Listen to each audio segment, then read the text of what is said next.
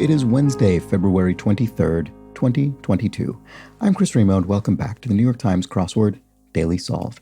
It is a Wednesday puzzle, and as I keep saying, maybe this one will be easier than the days before. I think we had a particularly tough Monday for a Monday puzzle this week, and then a little bit tougher of a Tuesday puzzle than is typical for a Tuesday, so maybe it will finally balance out with today's Wednesday puzzle. We'll have to see. This edition of the Daily Solve is brought to us all by Trash Snack, Josh Lucas, and, as always, the inestimable Hood Monster. So thank you so much to the three of them, benefactors of the Daily Solve Patreon campaign, for contributing directly to this channel and helping make this series a sustainable part of my daily work. I do very much appreciate that, so thank you. Thank you to everybody who's done so, regardless of the level. If you'd like to join at that benefactor level, you do get the Daily Solve Let's Check the Crosses mug. I need to remember to bring that into my on camera occasionally to show you what it is you could be getting, and also this recognition. But if you back the Patreon at any level, of course, you get access to all of the bonus solves that have gone up on the channel to date, the Patreon channel, that is, and the new ones that go up each week. And I also put out a bonus solve for everybody, not just Patreon subscribers. Yesterday, I put up my solve, my hour-long solve of the New York Times' most recent cryptic crossword. So if you're interested in learning a bit more about cryptic crosswords, trying to solve them yourself, they are quite different in many ways to this straighter, I guess, general knowledge style of crossword. They're unusual. So if you ever tried a cryptic crossword and found it utterly baffling and impenetrable, which I have to say, I can't imagine anybody first encountering a cryptic crossword and not having that reaction, check out that video. It's I think it's called, oh boy, I already forget what it's called. It's called Let's Try Another Cryptic or something like that. I should have known what my own video is called, but it's up on the Let's Try Another Cryptic crossword, and it's up on the channel now. And remain to the end of the video if you'd like to see some comments from yesterday's crossword. Once again, I managed to completely miss the significance of the day to which the theme was related. That happened to me on Monday with President's Day, and then again on Tuesday yesterday. Not only was it Tuesday, and the theme dealt with two, it was 2/22, or 22/2, depending on which monthly numbering system you use. But either way, it was all twos, 2/22/22, or 22/2/22, and I should have published the crossword at 2:22 p.m., although I suppose that time zones would have made that sort of irrelevant. Anyway, more discussion about that at the end of the video.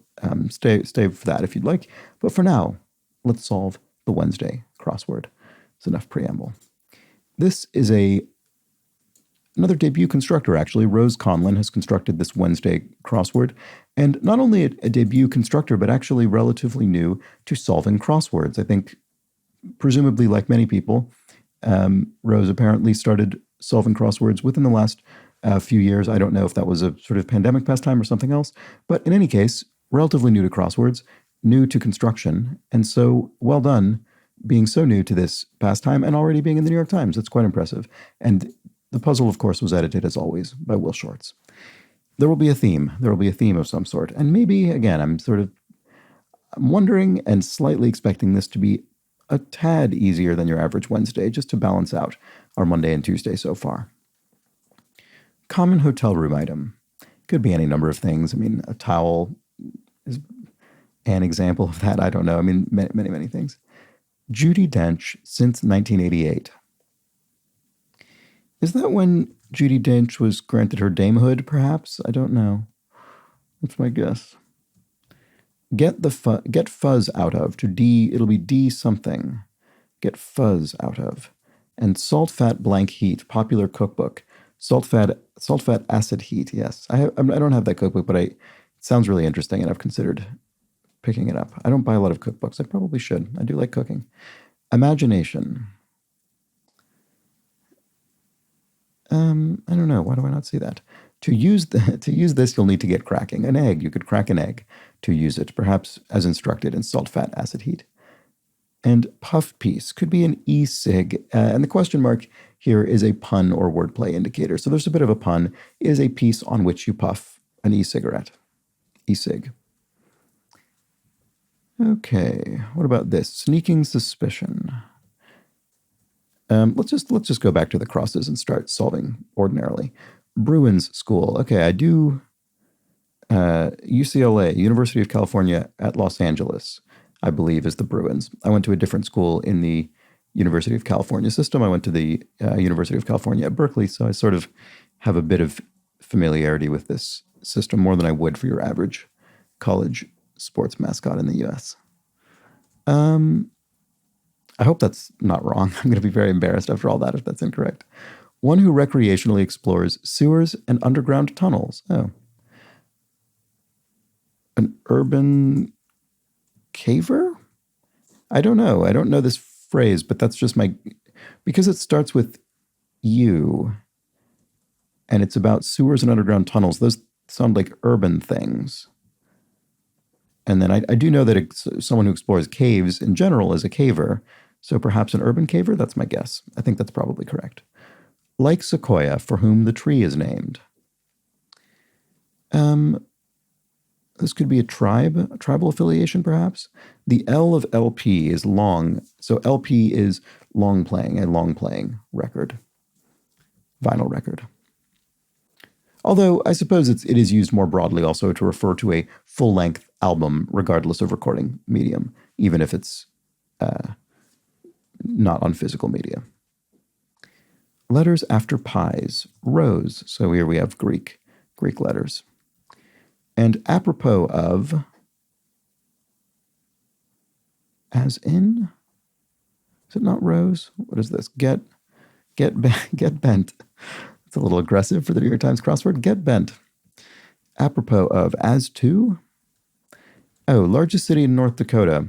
Didn't know this was the largest city in North Dakota, but I'm familiar with the existence of the city of Fargo. I mean, I suppose realistically, probably most significantly because of the Coen brothers film Fargo, which is one of my favorite Coen brothers films, which probably realistically makes it one of my favorite films because I do very much like their movies. Okay, letters accompanying a tip. FBI, would you give it sort of FBI informant? Is that what that's referring to? Letters accompanying, oh no, it's not. It's more straightforward than that. So it's simply if you give somebody a tip, you might say FYI for your information. Here's a tip. There we go. FYI, don't overcomplicate the crossword clues before you run out of simple possibilities. To turn down a request is to say no.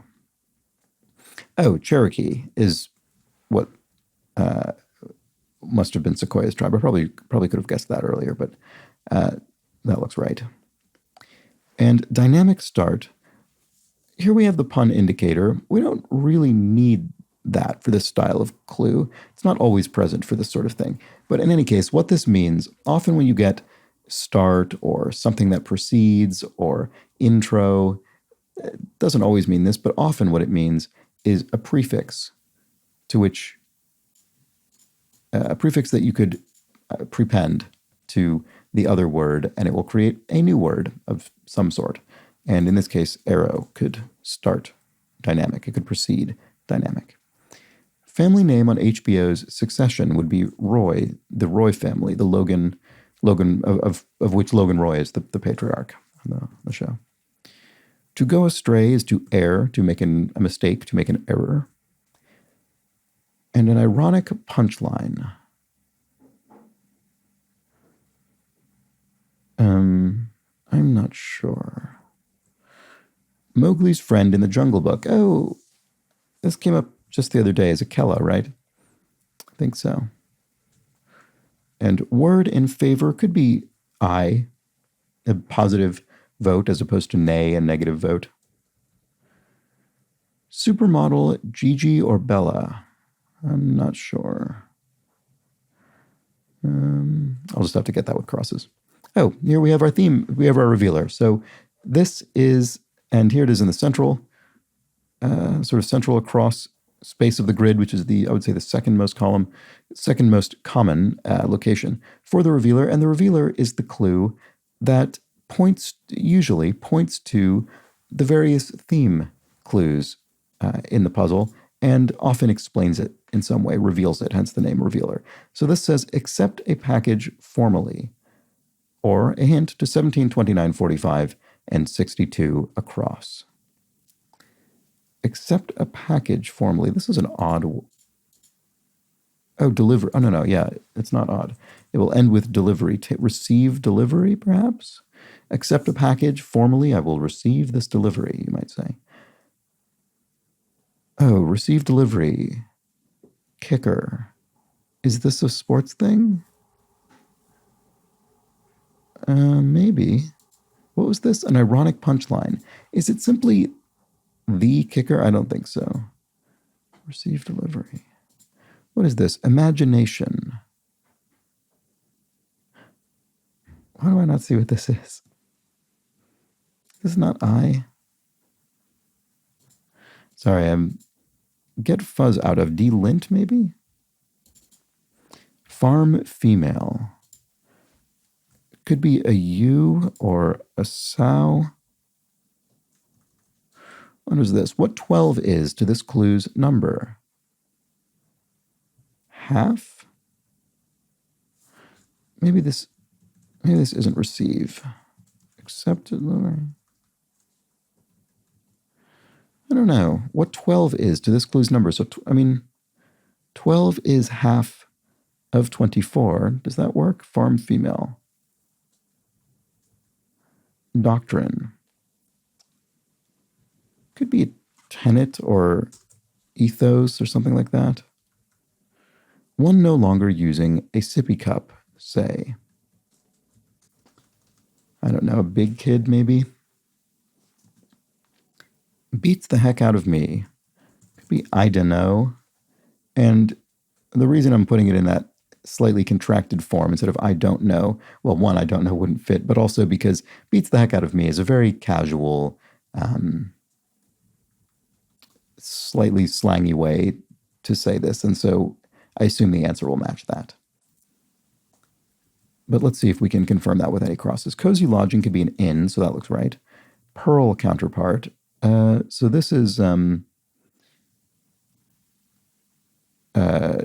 with knitting, right? Is this a knot? No, I'm not completely confident about that. Oh, although that does allow this to be big kid, the one no longer using a sippy cup, say. And again, sippy cup is sort of it's an informal, sort of childish way of referring to something. And so big kid as opposed to older child, if you see what I mean. We're matching the tone of the language from the clue to the answer. And that in the New York Times crossword, that is generally the case. Common, a bidet could be a common hotel room item. That's much better than towel because a towel is also a common item in a home. The bidet, at least in many countries, a bidet is less common at home. Much more common in Japan. They've got those fancy toilets. Acerbic and certain overhead apartment. Certain overhead apartment. And when to take a cruise on La Seine. Is this bidet?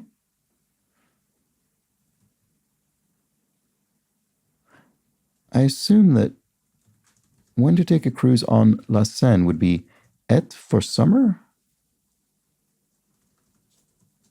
Pinhead. It could be an idiot. And that would allow for this to be et. Et is French for summer, sorry. That's why I say that. Sneaking suspicion. And pirate whose hidden treasure inspired the gold bug. Captain Kidd, it must be. With that D there, I suspect that must be the case. Oh, imagination is your mind's eye. There we go. That took me much too long. And maybe, is an ironic punchline really the kicker? Supermodel Gigi or Bella. Oh, if this were H, Hadid, that actually sounds sort of familiar to me. I'm astonished that I might know this, but I think Hadid actually is a familiar name to me in this context.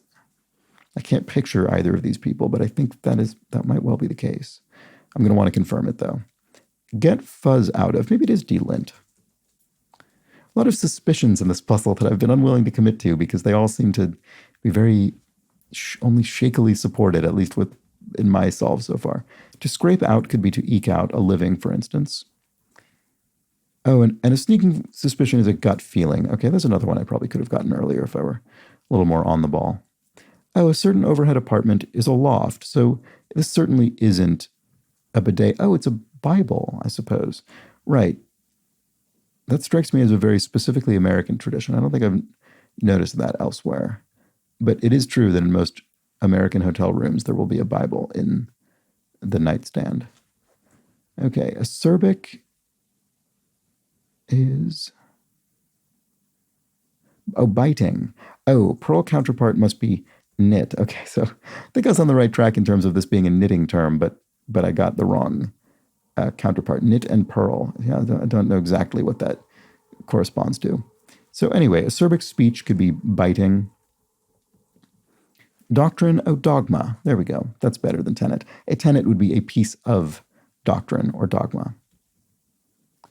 Oh, a farm female is a hen. There we go. Simply one of the more obvious ones, but not one I thought of. And what 12 is to this clue's number 24. 12 is indeed half of 24, so that was correct. And here we have 100%. That's all. Soon we will have all of the puzzle completed.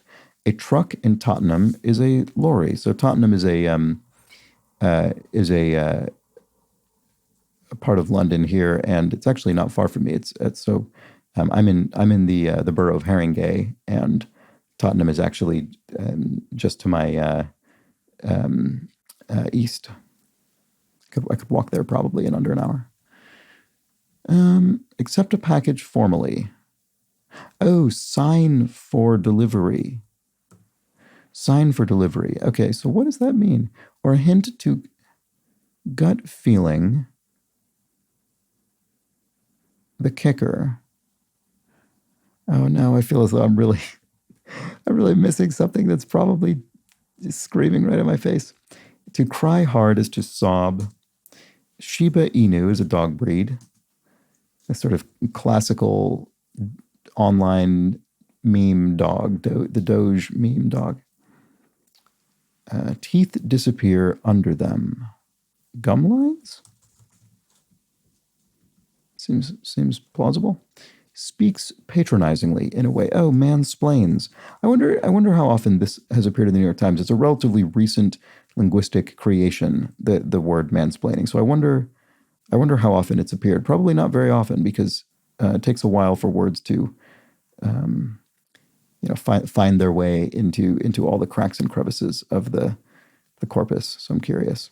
And also, it's funny. The English language is so enormous. I mean, there's so many words in this language. Sometimes when you do glance at, people have pointed this out before, if you go to xwordinfo.com and then go to the page for a particular puzzle, it will show you in some color, highlighted color, maybe red, which answers in the grid are debut answers in the New York Times, in the history of the New York Times crossword.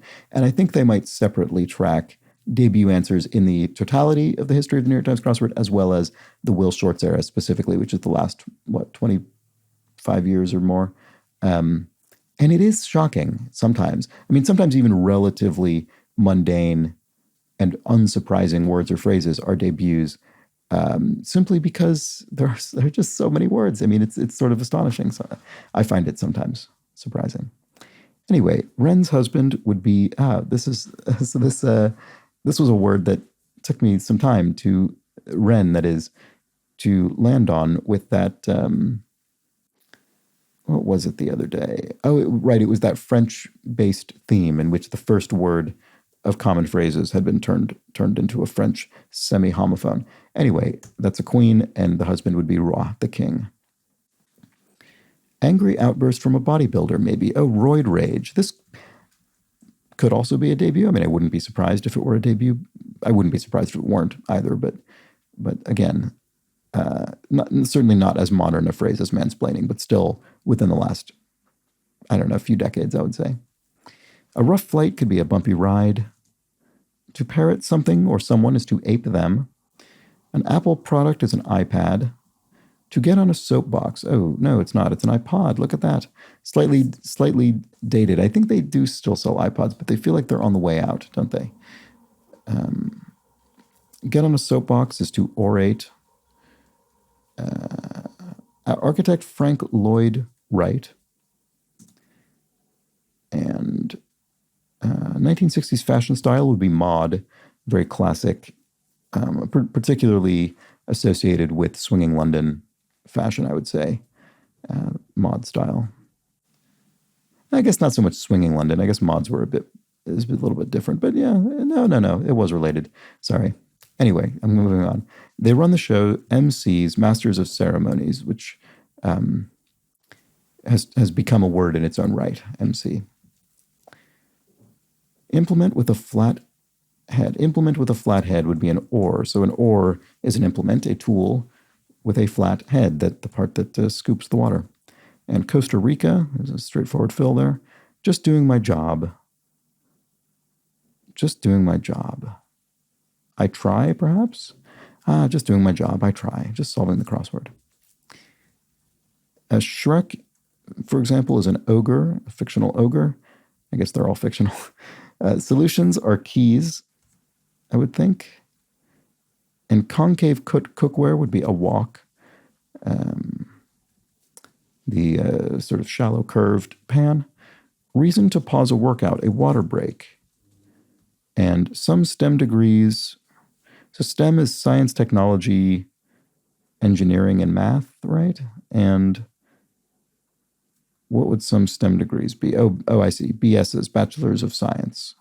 Bachelor of Science degrees.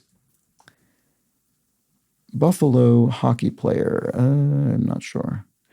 There's a team name with which I'm not as familiar. Bunch of brothers for short. Could be a frat, a fraternity.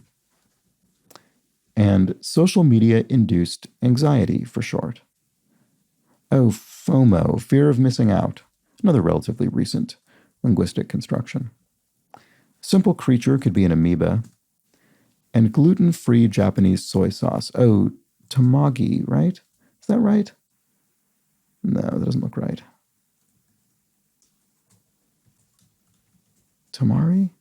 Dallas player informally. I'm certain it starts with A. Absolutely certain of that. Drew out as a smile. Evoked. You could evoke a smile, draw it out. What is this? Dallas player informally. Mav. Is that Mavericks? I'm pretty sure that's the Dallas Mavericks. I think so. So Buffalo hockey player. Saber? Is that right? The Buffalo Sabres? It doesn't sound familiar to me at all. And straight-laced could be stayed. Okay, so I was very close to being right with this. Is it Tamari and Buffalo hockey player Saber? Maybe I'll save that to the end. First world could be Eden, so there's the question mark. So this is a pun or bit of wordplay. And here it's a biblical pun. The first world, the first creation is in the Bible is Eden.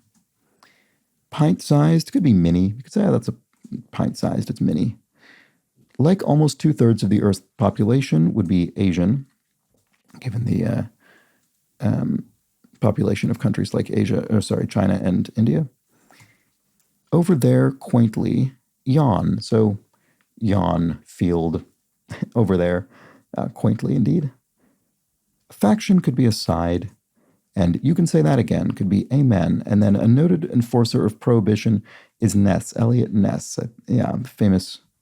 What, T-Man would they be called? Was it T-Man or G-Man? Which is which?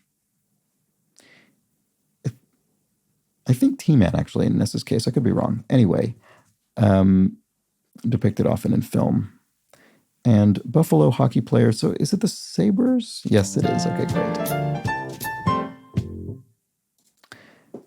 I would say that this puzzle was sort of on sort of a similar difficulty level to this week's Monday and Tuesday.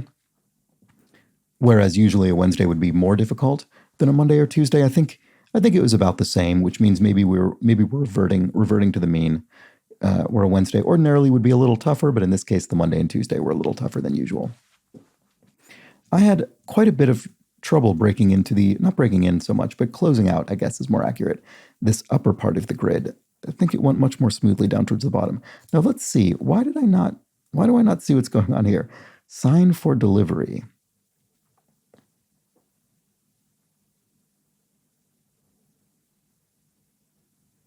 Why do I not understand what this is?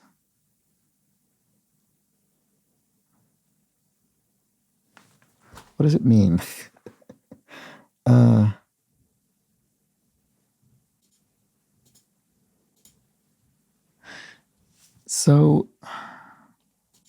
a water break, when your water breaks, it's a sign. Oh, they're all dealing with pregnancy. Sorry. Okay, I was trying to think, are these all different things that can be delivered? And so in the case of water breaking, that's the sign that it.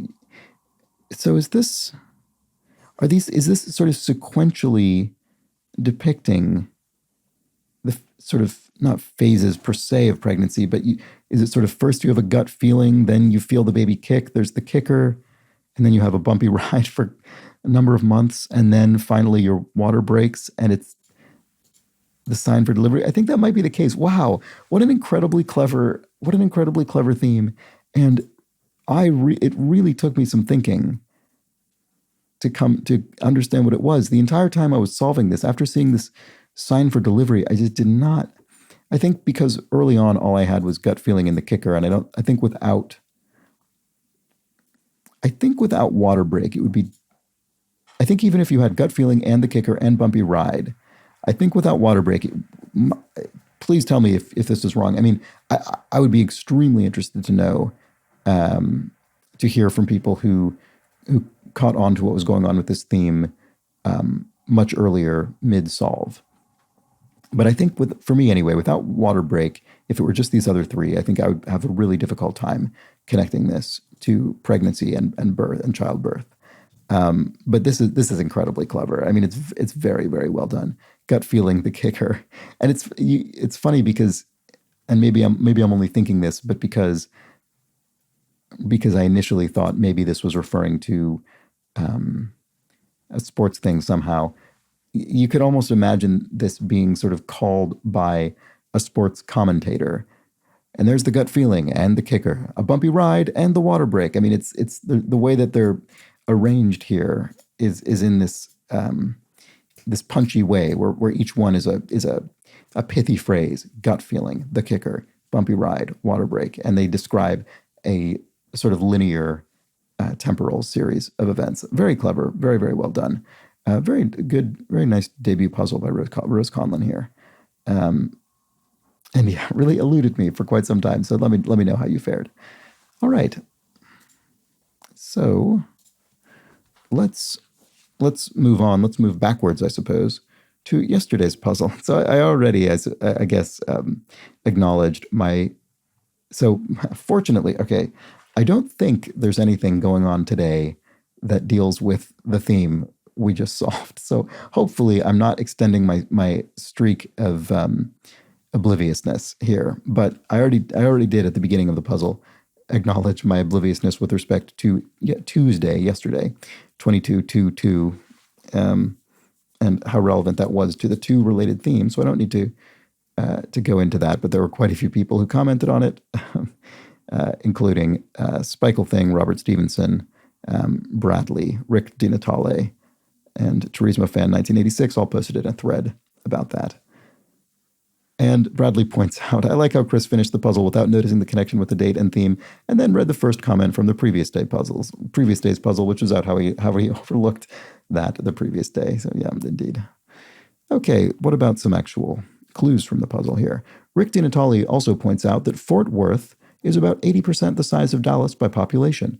DFW Airport is roughly equidistant to Dallas and Fort Worth. So that's good to know. I think I was sort of aware that Fort Worth was a pretty major city in its own right. I don't think I knew it was 80% the population of Dallas. So certainly quite a major city. Admittedly, I do still mainly know it because it is namesake of the airport, but that's well taken. I mean, similarly, San Jose, I would say, is a much less famous city than San Francisco. It's about, I don't know, an hour and a half away, I guess. It's quite close, and there's a San Jose airport as well as San Francisco International Airport and Oakland International Airport, all within the sort of broader Bay Area. And San Jose is actually a bigger city than San Francisco population-wise, but you just don't hear about it as much. Anyway, so yesterday, the Tuesday puzzle had a rebus, which I thought was unusual for a Tuesday, and it turns out I was right. It is quite unusual. Spiral in Your Eyes explains, according to the wordplay column, today is only the 9th Tuesday rebus in the Will Shortz era, and the last one was over 6 years ago. So certainly we've not seen one on this series. I haven't seen one for many years. And in the only nine in the last few decades of Will Short's stewardship of the New York Times crossword. So quite a rarity indeed. And I think that's all I had for yesterday's puzzle. So despite being a bit of a tricky one, it doesn't seem as though I got too many things embarrassingly wrong, other than the central theme of the entire puzzle. So that was embarrassing enough. And that's it. That's it for today. Do check out that cryptic crossword solve if you're interested. It's up on the channel now. And thank you to everybody who's backed the Patreon in any capacity for any amount of time. I very much appreciate it. And I hope you're enjoying the bonus content. I occasionally do want to mention that if there are puzzles you'd like me to solve for the Patreon feed, please do let me know. You can let me know here in comments or comments anywhere on the Patreon or on Twitter replies, whatever you'd like. It's fine with me. And what else? I'll be back tomorrow for the Thursday puzzle. I always think of it as the first really tricky puzzle of the week, and who knows what that means in a week when we've maybe been slanting a bit tricky to begin with, but we'll have to see. We'll have some kind of interesting and creative theme, that's for sure. So join me for that. But until then, I want to subscribe to the channel. I forgot to say that. I'm always supposed to say subscribe to the channel, so do that. Subscribe. Anyway, I will be back tomorrow. I hope you join me. But until then, please do have an excellent remainder of your Wednesday. Take care.